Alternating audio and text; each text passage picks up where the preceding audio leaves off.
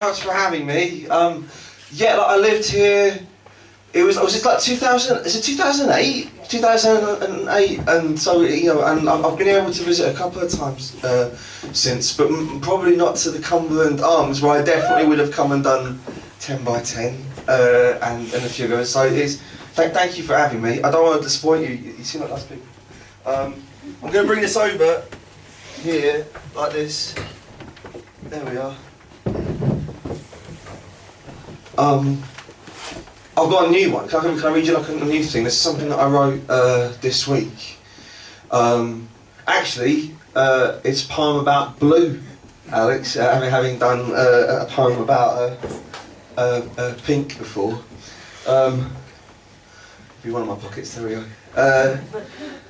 It's not meant to be a poem about blue. Originally it was meant to be a poem. I got commissioned to write a poem for the Peterborough Lido.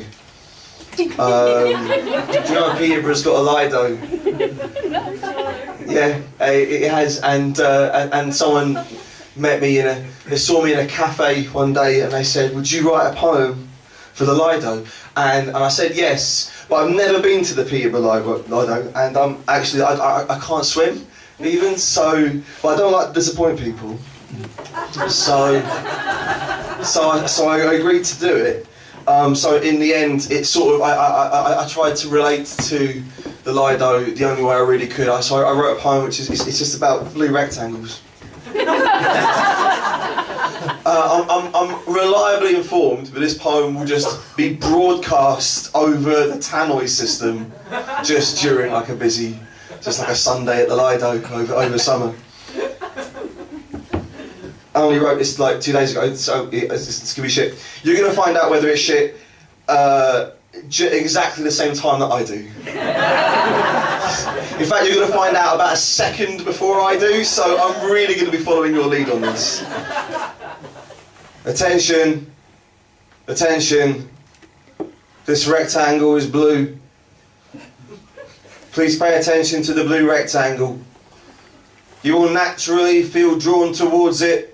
Blue rectangles are a great source of energy, like Blue Lagoon cocktails or the Blues Brothers DVD. Both excellent blue rectangles, both cool and yet simultaneously high-spirited, such as the paradox of the blue oblong, the relaxed vibrancy, the calming violence, the perfectly chilled out, absolute fucking nightmare that is every public swimming pool.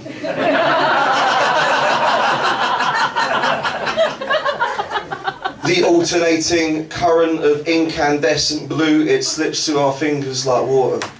Skyscrapers look like upright swimming pools.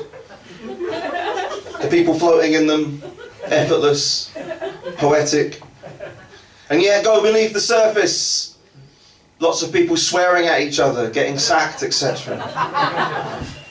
G4S security vans, driving around town in their big four-wheeled ultramarine boxes, kicking back and taking the money. Isn't that what we all want from a swimming pool?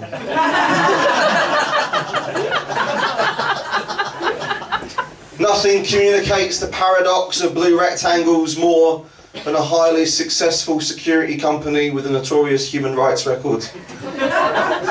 Life-threatening protection. Professional negligence. Imagine if a pair of Bermuda shorts founded its own security company. You're imagining G4S.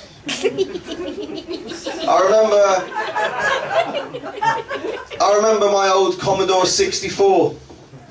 How, when loading a game, the screen became blue with a light blue border, as if a swimming pool was the universal symbol of patience. A calm before an alien storm.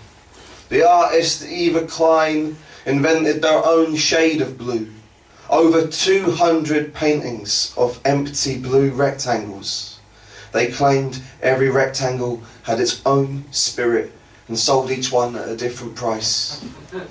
Zones of immaterial space disengaged from functional jurisdiction, The Tate Modern website claims this shade of blue cannot be rendered on computer monitors. The Facebook logo is essentially a swimming pool with a white person in it taking up all the room. Blue is the colour we escape to when we give up on the rest of the colours, only to discover that everyone else had exactly the same idea.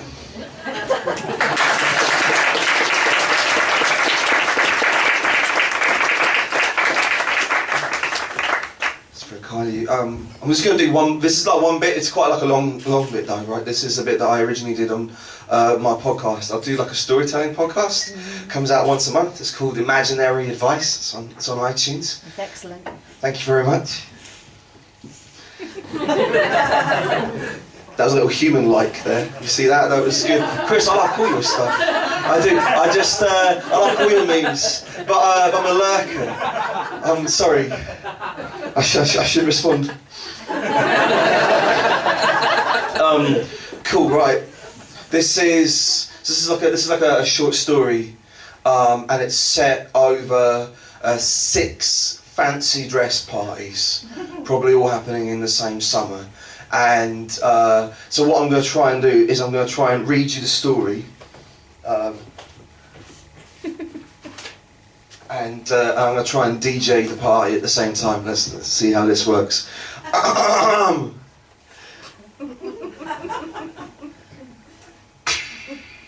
There we are. Party number 1. The theme of the party is toga. Toga party. You arrive early and help Karen set up the dips. Hey Karen, you say, handing her the guacamole. I hope there's dancing later, eh? Yeah, says Karen. It's gonna be like the last days of Rome, ha ha ha. You laugh as well, ha ha ha ha. Karen touches you on the arm and then goes to get breadsticks. It is totally on. Now, most of the guests have hired their togas from a shop. They've got gold trim and calf straps. They're quite modest, but no, that's not your style. No, you've gone with the classic bedsheet over the shoulder look. It's authentic. It's Animal House. It's sexy. It says, I effortlessly complete the brief. Is that a nipple?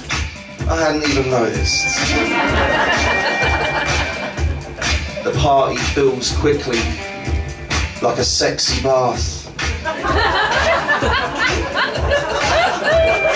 It is not a suicidal orgy, but it is fun. At midnight, you notice a guy in the corner, dressed in chinos and a sky blue sports shirt. Karen is hanging on his every word. She introduces him to you. Hey, this is Dave. Hey dude, you say. Forget your costume. Dave's eyes flick to Karen. He snorts. No, I've come as Toga Matsumoto, the famous Japanese composer. He composed almost every major anime tune of the late 90s. Your face turns red. Yeah, I knew that. Hang on, I've got to go get something. He walks straight out the party and go home. Party number 2. The theme of the party is the letter K.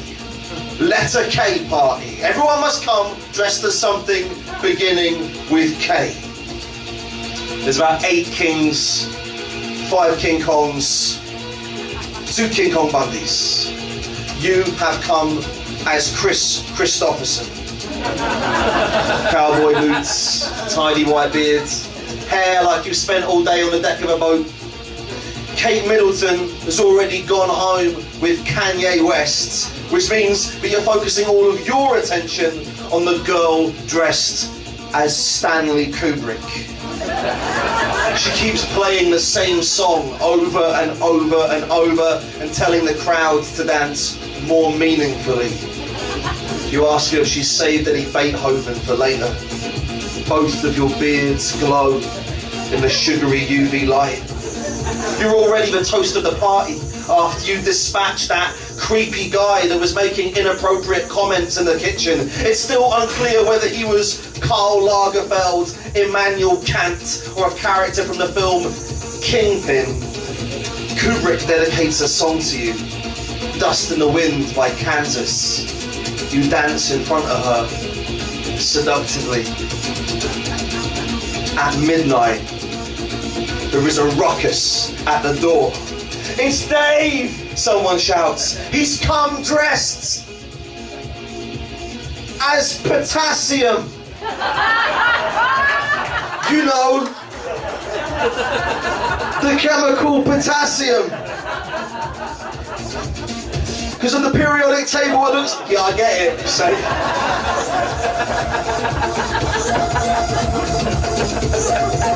You grab a bottle of bourbon and turn. You can already hear Dave fizzing behind you, threatening to explode if he touches water. The whole party chanting his name and clapping.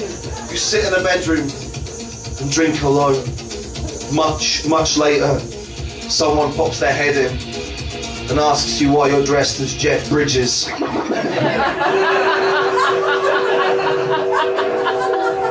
Party number 3. The theme of the party is Pat Butcher. Pat Butcher Party. You have come as Malibu Pat Butcher. Grass skirt, a blue dahlia in your hair. In the toilet queue, you get chatting to a nice girl in rally fatigues. She has come as NASCAR Pat Butcher. Tiny Lego tires as earrings. Hey Pat, you say, I love your jacket. Perhaps you could take me for a drive sometime. Thanks Pat, she says. My baby's in the auto shop, but maybe you could come and have a look at it. What do you know about heavily damaged rear suspension? In another room, a phone rings. Phone call for Pat. Both laugh. At the stroke of midnight, one Frank turns up. He is instantly mobbed by Pats. They swarm him, touching his spectacles as if they were sacred. Frank! They shout, oh, Frank! You don't even have to look round. Someone notices your face. Oh, do you not know who Frank is? I know exactly who Frank is. You catch your reflection in the mirror and tear off your garland and throw it on the floor. Down there it looks like a big flowery zero. Party number 4. The theme of the party is the adversaries of General Victoriano Huerta. Adversary of General Victoriano Huerta Party, President of Mexico, February 1913 to July 1940. Now, most guests have come as the revolutionary Emiliano Zapata, obviously, or as President Francisco Moredo, or as Governor Abraham Gonzalez. There's a couple of Woodrow Wilsons knocking about the place. I mean, it was a messy coup. It was a messy coup. There's a lot of options, really, if you think about it. Everyone poses for black and white photographs by the fountain. Tiny cocktail sausages as cigars. At the stroke of midnight, you hear the sound of someone riding a horse through your host's plastic orange grove. Dave appears dressed as Jose Cuervo, a brace of shot glasses strung across his chest. The tequila mascot? Suddenly, it hits you. Victoriano Huerta died of cirrhosis of the liver? Was his only true adversary himself? Had all this been in the name of revolution, or of one man's dwindling capacity for drink? My God, there's everything that I know about Mexican politics. Is it all a fucking lie? Bueno, says Dave, pulling out a bueno. Several women swoon over the edge of the balustrade and need to be resuscitated. You remove their moustaches before the ambulance arrives.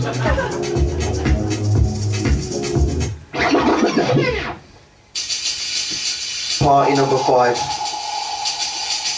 The theme of the party is the Fibonacci sequence. Fibonacci sequence party. Party starts at 1.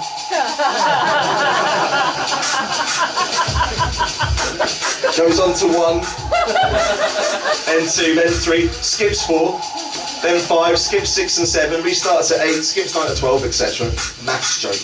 Everybody dances all night.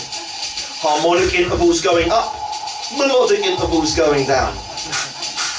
At the stroke of midnight, Dave appears with 50 randoms. I'm crashing your sequence, shouts Dave with a smirk. The gate crashers scatter into the party like ball bearings. A random gets into every conversation, every bottle of booze. They wander around the party, quacking broken sentences until the party turns into a TV tuned to static. Dave! You shout. I've got you this time! These people aren't truly random, are they? You've just rounded up all your friends from Venture Scouts. Prove it, says Dave. His eyes rickrolling in the pinkish disco light.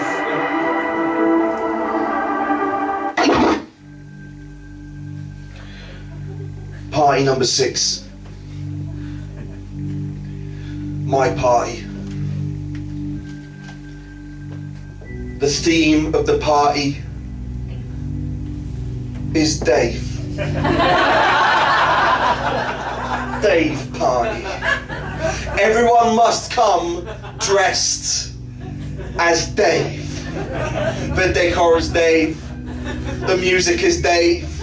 You Dave up over Dave until it looks super Dave. Everyone turns out for this one. Every girl you've ever loved, every boy you've ever wanted to be, the only topic of conversation is Dave. How is he going to do it? How can someone comically misinterpret the theme of a fancy dress party when the theme is themselves? You know you have him this time. Dave must fail. Dave must fail. You've been chanting it all night, whispering it into the paper chains. It's midnight. Every guest turns to face the door, camera phones at the ready. The door cracks. You hold your breath as a tiny dog toy is thrown through a crack in the door. A small, purple, dimpled bone that bounces down the corridor with a squeak. Oink, oink, oink, oink, oink. You think to yourself, is that it? But before you can even add the question mark, the door heaves open and all life follows. Every terse bellhop, every older flatmate that DJs, every tall funny guy, every disillusioned punk, every can of Diet Coke, every dead football player, all the trucks, broccoli, every lineup of the Fool, the alphabet, every out-of-work bodyguard, every second-hand microscope, the concept of shame, a hand the size of a courtyard, all of the geese Sarah Jessica Parker, all the goblets, Frankenstein, Moorfields Eye Hospital, a lifetime supply of mint candles, the team behind Sunny Delight, every pregnant member of staff, CITV, breast cancer, Pong wrestling terminology, people called Julie, all the Morrissey fans that say, oh, I don't understand why people don't like Morrissey, and then sing all of the words over the top. I don't hate Morrissey, I can't hear Morrissey, I hate you. Fudge, babies, cholera, Santa, Dennis Waterman, all the Lilos, Mick Jagger, Mick Hucknall, monkeys, everything, basically everything, right? Everything ever, from whenever and wherever, forever, until at the back of the conga line, you see yourself. You see you entering the party, one hand raised and waggling. Dave! You laugh in agony. Dave! You've done it again! That's it for that. Yeah. Oh, thanks very much for having me. It's been lovely at home. It's long way to Thank you.